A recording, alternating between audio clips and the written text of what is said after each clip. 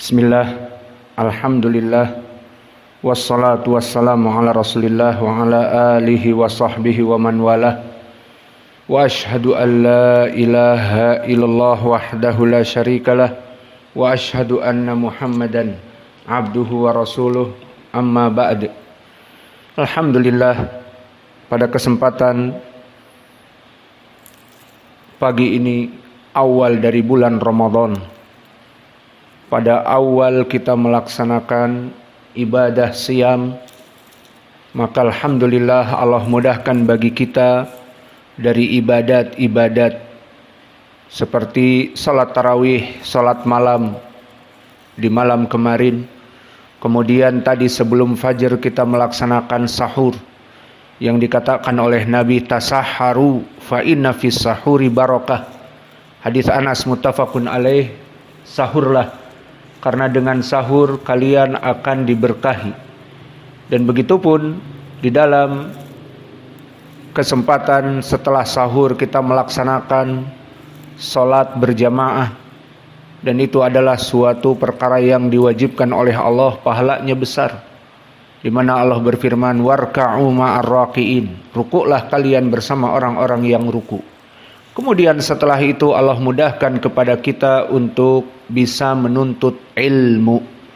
Maka setelah salat yang berjamaah wajib, kita diperintah untuk menuntut ilmu, dan Allah mudahkan adanya majelis ilmu pada kesempatan setelah salat pada hari awal Ramadan ini. Maka pahalanya sangat besar sesuai perintah Nabi kepada kita, thalabul ilm faridatun ala kulli muslim. Menuntut ilmu itu adalah wajib bagi seluruh kaum muslimin. Dan juga hadis yang datang dari berbagai sahabat, dari 5 sahabat, dari Abi Hurairah, Ibnu Umar, Aisyah, Ibnu Abbas, dan Abi Sa'id atau Mu'ad, berkata Rasulullah sallallahu alaihi wa ala alihi wasallam, idza marartum bi riyadil jannah farta'u, jika kalian melewati dari riyadul jannah, dari taman-taman surga, maka singgahlah. Maka diperintah kita untuk singgah di taman-taman surga. Dan apa itu taman surga? Berkata Nabi kita, riyadul jannah ay hilaqu dzikr. Maka kita mampir di putaran-putaran ilmu, halaqat-halaqat ilmu seperti yang ada pada sekarang setelah sholat. Dan faidahnya juga dari apa yang kita lakukan ini penyebab dari masuk surga. Sesuai dengan hadis Nabi, man salaka tariqan yaltamisu fihi ilman sahalallahu lahu bihi tariqan ilal jannah. Barang siapa yang terus melaksanakan menuntut ilmu, maka semakin hari semakin dimudahkan oleh Allah untuk masuk kepada surga. Maka pada kesempatan ba'dal fajr, yang mana kita telah melaksanakan kewajiban salat berjamaah dan Allah mudahkan bagi kita untuk menuntut ilmu, maka kebetulan kita akan membahas kitab ba'dal fajr ini yang berhubungan dengan raqaiq, berhubungan dengan tazkiyatun nafas.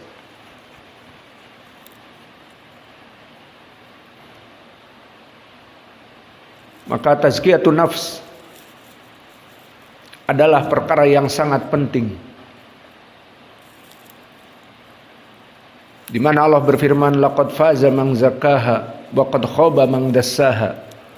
Maka barang siapa yang telah mentazkiyah nafs, barang siapa yang telah mensucikan dirinya, barang siapa yang memperbaiki hatinya dari penyakit-penyakit hati, dari keburukan syirik dan keburukan mencintai kebid'ahan dan keburukan mencintai kemaksiatan, maka barang siapa yang mentazkiyah hatinya, memperbaiki hatinya, qad aflaha man zakkaha, telah beruntung. Wa qad khaba man dassaha, telah hancur bagi mereka orang-orang yang tidak peduli kepada perbaikan hati. Maka dari kutub-kutub tazkiyatun nafas banyak, di antaranya kitab yang masyhur Riyadhus Shalihin yang ditulis oleh Imam An-Nawawi, dan di sini sangat baik untuk kita baca dan dihafalkan insyaallah. sesuai dari teks yang kita berikan pada kitab Riyadhus Shalihin. Jadi nanti setoran. Jadi bulan Ramadan bukan bulan untuk tidur, tetapi untuk menghafal, murajaah, setoran. Kita masuk kepada bab yang pertama. Qala Nawawi rahimahullah di dalam kitabnya Riyadhus Shalihin, babul ikhlasi wa ihdarin niyati fi jami'il a'mali wal aqwali wal ahwali al barizati wal khafiyati. Bab tentang al-ikhlas. Dan makna ikhlas adalah menyatukan, membuat satu niat yang bermacam-macam hanya untuk Allah. Seperti sekarang kita belajar untuk siapa? Untuk Allah saja. Agar kita diberikan ilmu oleh Allah, maka itu makna ikhlas. Melaksanakan peribadatan hanya untuk Allah.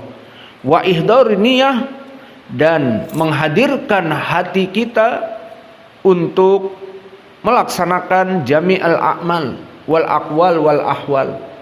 Dalam keadaan beramal, dalam keadaan berucap, dalam keadaan kita melaksanakan dengan badan kita peribadatan-peribadatan, dikumpulkan niatnya hanya untuk Allah. Al-barizati wal khafiyati, baik dalam keadaan al-barizah, terang-terangan di depan manusia, seperti kita salat berjamaah depan manusia, dan kita melaksanakan sekarang menuntut ilmu depan manusia. Maka baik amalan itu depan manusia kita ikhlaskan untuk Allah. Wal khafiyah, ataupun yang tersembunyi seperti berpuasa. Namun karena puasa Ramadan semuanya harus melaksanakan puasa, maka tidak apa-apa kita menjaharkan. Namun jika puasa sunnah tidak terlihat orang yang berpuasa, tidak diumumkan, kecuali para tulab diketahui siapa yang sahur dan seterusnya. Maka pendalilan dari ikhlas dan menghadirkan niat dalam segala peribadatan, pendalilannya disebutkan oleh penulis di dalam Al-Quran dan Sunnah. Maka di dalam Al-Quran Allah berfirman di surat Al-Bayyinah, wa ma umiru illa liya'budullah mukhlishina lahuddin hunafa wa yuqimus shalah wa yu'tuz zakah wa dzalika dinul qayyimah.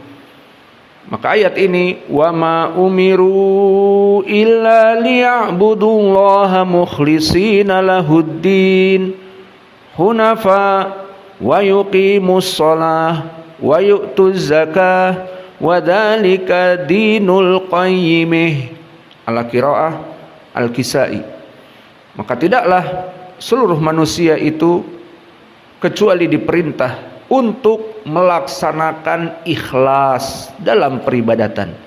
Liya'budullah mukhlishina lahuddin. Tidaklah diperintah manusia kecuali untuk beribadah dalam keadaan mukhlisin, dalam keadaan mereka ikhlas kepada Allah. Melaksanakan salat, membayar zakat, ikhlas hanya diberikan kepada Allah. Wa dzalika dinul qayyimih. Maka yang demikian adalah agama yang ditegakkan oleh Allah, agama yang benar. Kesimpulannya dari ayat ini, semua peribadatan diperintah oleh Allah dalam keadaan ikhlas.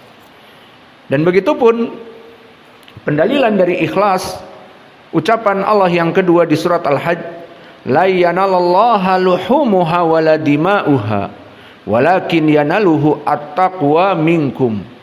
Maka di dalam ayat ini isyarah bagaimana dulu Nabi Adam memerintahkan kepada anak-anaknya untuk berkorban kepada Allah.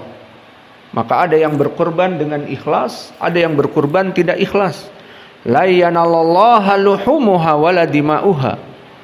Maka tidaklah Allah Jalla wa'ala itu menerima dari daging-daging dan darah hasil sembelihan, walakin yanaluhu at-taqwa minkum, kecuali yang diterima oleh Allah hasil ketakwaan, hasil keikhlasan kepadanya.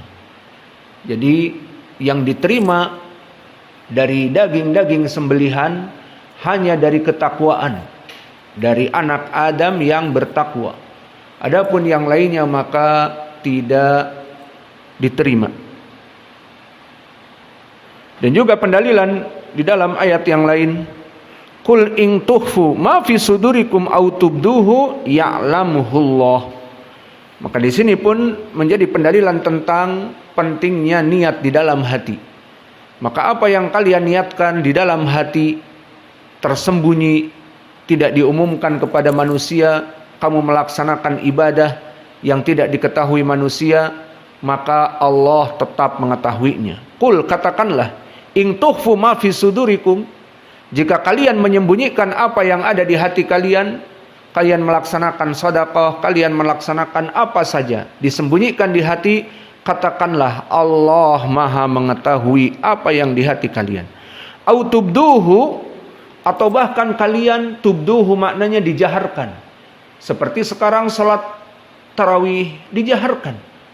Salat maghrib wa isya wal fajr wa duhur dijaharkan depan manusia karena harus salat berjamaah. Maka ibadah-ibadah yang disembunyikan di hati kalian, kamamada, ibadah yang disembunyikan seperti sedekah yang hanya diketahui oleh dirinya sendiri, tidak ingin disebarkan misalnya. Ataupun ibadah sholat malam, kalau kita sekarang di bulan Ramadan sudah diketahui dengan sholat tarawih, namun di malam-malam yang lain orang melaksanakan sholat malam tidak diketahui oleh manusia, maka itu ibadah-ibadah yang tersembunyi Allah mengetahuinya. Au tubduhu, atau ibadah yang zahir seperti sholat fajr, membaca Al-Quran harus terdengar, maka di sini Allah pun mengetahui, ya'lamuhullah. Maka 3 ayat ini menunjukkan tentang permasalahan al-ikhlas. Yang pertama wa ma umiru illa liya'budullah mukhlishina lahuddin. Yang pertama dari Allah bahwa kita harus beribadah ikhlas. Dan yang kedua, Allah tidak menerima daging-daging sembelihan kecuali dari yang ikhlas. Yang tidak ikhlas untuk Allah tidak diterima. Dan di ayat yang terakhir, bahwa Allah mengetahui di hati-hati kalian apa yang kalian ikhlaskan dan disembunyikan dan apa-apa yang kalian jaharkan. Adapun pendalilan di dalam hadis, maka disebutkan oleh penulis hadis yang masyhur, innamal a'malu binniyat, dari Amirul Mukminin Abi Hafs Umar ibn al-Khattab, yang mana dia dari Al-Qurashi Al-Adawi. Maka sama-sama dengan Nabi dari Bani Quraisy, Umar itu, namun yakhtalif minal fuhud, dari cabangnya. Dia adalah Al-Adawi wa Rasulullah min Bani Hashim. Maka berbeda. Qala sami'tu Rasulullah sallallahu alaihi wasallam yaqul innamal a'malu binniyat wa innamal likulli imri'in ma nawa. Perhatian, hadis ini sering terulang, lafaz innama yufidul hasr. Ma makna yufidul hasr? Maknanya innamal a'malu binniyat, la yuqbalul a'mal illa binniyat. Wa hadha lafaz innama fi ayyi ayah, fi ayyi hadis.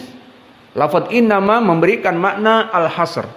Contohnya di dalam ayat yang kita jelaskan waktu kami di Malaysia, innamal mu'minuna ikhwatun. Innamal mu'minuna ikhwatun. Bahwa sungguhnya setiap orang yang beriman itu saudara. Tidak boleh kita memboikot, tidak boleh kita menjauhkan saudara kita, karena Allah mengatakan innamal a'malu binniyat. Innama al-mu'minuna ikhwatun. Maka tidak ada yang beriman kecuali dia harus bersaudara. Maka tidak pantas seorang muslim sama-sama beriman kepada Allah, sama-sama bermanhaj ahlus sunnah, kemudian gara-gara perkara sesuatu yang tidak jelas, gara-gara sesuatu yang berhubungan dengan dunia, atau tersinggung, atau membuat marah, kemudian kita memboikot saudara kita, ini tidak pantas. Innamal mu'minuna ikhwatun. Fa aslihu ma baina akhwaikum. Dan jika ada yang berseteru di antara kalian, jadilah orang yang ketiga untuk menyambung persaudaraan di antara kalian, sehingga tidak terus-menerus menjadi permusuhan. Sesama ahli sunnah bermusuhan. Ada ahlu sunnah demikian, ada ahlu sunnah kelompok demikian. Sampai kapan perpecahan ini? Seharusnya kita kembali, innamal mu'minuna ikhwatun. Sesama ahli sunnah, kembali dengan ahli sunnah. Tidak terpecah dan tidak dikotomi. Innamal a'malu binniyat pun sama. Maknanya seperti ayat tadi, tidaklah seorang mukmin kecuali dia harus bersaudara. Begitupun di sini, innamal a'malu binniyat. Tidak diterima amalan puasa, amalan salat tarawih, amalan kecuali dia niatnya ikhlas untuk Allah. Wa innamal likulli imri'in ma nawa. Dan semua yang diniatkan oleh manusia itu yang Allah berikan. Kemudian dicontohkan oleh Nabi kita, faman kanat hijratuhu ilallahi wa rasulih fa hijratuhu ilallahi wa rasulih. Misal, barang siapa yang dia itu berhijrah, dan hijrah adalah pahala yang besar. Mengikuti Nabi di zaman Nabi berpindah dari Mekah ke Madinah, itu hijrah. Pahalanya besar. Kenapa? Meninggalkan tanah air Mekah tercinta. Itu pertama. Yang kedua, orang-orang kafir musyrik tidak akan membiarkan kita mengikuti Nabi Muhammad misalnya. Harus dicegat, harus, tidak boleh. Maka di antara mereka meninggalkan harta-harta mereka. Sehingga berat yang namanya hijrah. Maka hijrah ibadah yang besar. Faman kanat hijratuhu ilallahi wa rasulih, dimisalkan oleh Nabi, barang siapa niatnya hijrah untuk Allah dan Rasulnya, dia akan mendapatkan pahala dari Allah dan Rasulnya. Wa man kanat hijratuhu lidunya yusibuha aw imraati yankihuha. Atau contoh yang lain, seseorang hijrah. Kenapa kamu hijrah? Di Makkah tidak ada bisnis bagus, tapi di Madinah bisnis bagus. Nabi akan diikuti oleh para sahabat, akan datang dari berbagai negeri. Kita akan membuka perusahaan besar, paling sedikit warung-warung di Madinah ataupun supermarket di Madinah, misalnya untuk dunia, atau tujuannya untuk menikah. Aku ikut hijrah, kenapa? Pengen nikah dengan perempuan Ansor. Hada masalah niyatuh. Fa hijratuhu ila ma hajar ilaih. Maka pahala hijrahnya dia tidak diberikan, tetapi sesuai dengan niatnya. Jadi niatnya dagang, ya sudah dibuka perdagangan baginya. Niatnya nikah, ya sudah dinikahkan perempuan dari Ansor. Itu maksudnya. Fa hijratuhu ila ma hajar ilaih. Maka ini misal dari Nabi. Hadis ini muttafaqun alaih. Dan poin pendalilannya, hijrah adalah ibadah. Dan ibadah itu pahalanya dari Allah. Dimisalkan barang siapa yang hijrah ibadah itu niatnya untuk Allah dan Rasulnya, dapat pahala untuk Allah dan Rasulnya. Dari Allah dan Rasulnya. Barang siapa yang untuk bisnis atau untuk menikah dengan perempuan Ansor, diberikan oleh Allah apa yang dikehendakinya. Namun di dalam ayat yang lain seperti di surat Hud, Allah berikan kelak di hari akhirah dunianya saja. Lalu mana pahalanya? Tidak diberikan. Di mana Allah berfirman, "Man kana yuridul hayata dunya wa zinataha, nuwafi ilaihim a'malahum fiha, wa hum fiha la yubkhasun. Ulaika alladziina laisa lahum fil akhirati illa an-nar, wa habita ma sana'u fiha, wa batilum ma kanu ya'malun." Maka barang siapa yang dulu di dunia beribadah untuk Allah, harusnya jihad untuk Allah, hijrah untuk Allah, menuntut ilmu untuk Allah, salat malam untuk Allah. Namun dia palingkan menuntut ilmu agar disebut dia alim, belajar ilmu qiraah agar disebut qari' dan dijadikan imam masjid. Maka tujuan dunia ini buruk. Mangkana yuridul hayata dunya wa zinataha, kata Allah, barang siapa yang menginginkan perhiasan dunia dalam peribadatan kamu, nuwafi ilaihim a'malahum fiha wa hum fiha la yubkhasun. Maknanya Allah berikan apa saja yang diniatkan dan Allah tidak mendolimi dari apa yang diniatkan. Kenapa kamu menuntut ilmu? Pengen jadi ustadz? nanti diberikan pondok pesantren, lalu dapat uang dari dakwah, lalu bisa menikah dengan perempuan manapun. Semua orang pengen ustadz perempuan. Jadi kalau kalian hanya tajir, hanya orang yang penjual sukses, mungkin yang ingin menikahi kalian perempuan matre, cewek matre. Tahu cewek matre? Cewek yang menginginkan suaminya hanya fulus, ada cewek matre. Lakin jika kalian ustadz, maka yang ingin nikah dengan kalian perempuan-perempuan yang beragama, solehat. Maka oleh sebab itu perbaiki niat. Niat kalian untuk apa? Menuntut ilmu. Untuk Allah. Untuk mengangkat kebodohan. Agar beribadah secara benar. Ini baru boleh. Adapun untuk dunia agar disebut ustadz, apalagi belajar qiraah agar disebut hafal Al-Quran dengan qiraah asyarah. Oh, tamam. Kayak gini nih, dijadikan imam. Akhirnya dia menjadi imam besar dan tujuannya untuk itu, maka dia tidak mendapatkan apa-apa. Di dunia mendapatkan yang diinginkan, namun di hari akhirah tidak apa-apa. Wahum fiha la yubkhasun. Di dunia Allah berikan, dia dipanggil ustadz besar, bukan ustadz kecil. Ustadz besar. Dan ucapannya didengar, komandonya di mana-mana. Jangan begini, jangan begitu, harus begini, harus begitu, diikuti. Namun di hari akhirah tidak ada apa-apanya. Mana pahala-pahalanya? Hilang. Karena dulu di dunia telah diberikan kepadanya menjadi ustadz kabir.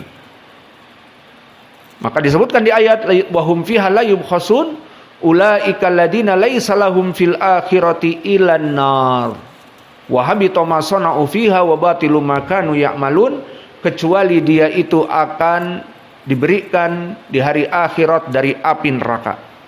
Lalu bagaimana dengan amalan-amalannya? Haba'an mansura. Amalan-amalannya hilang.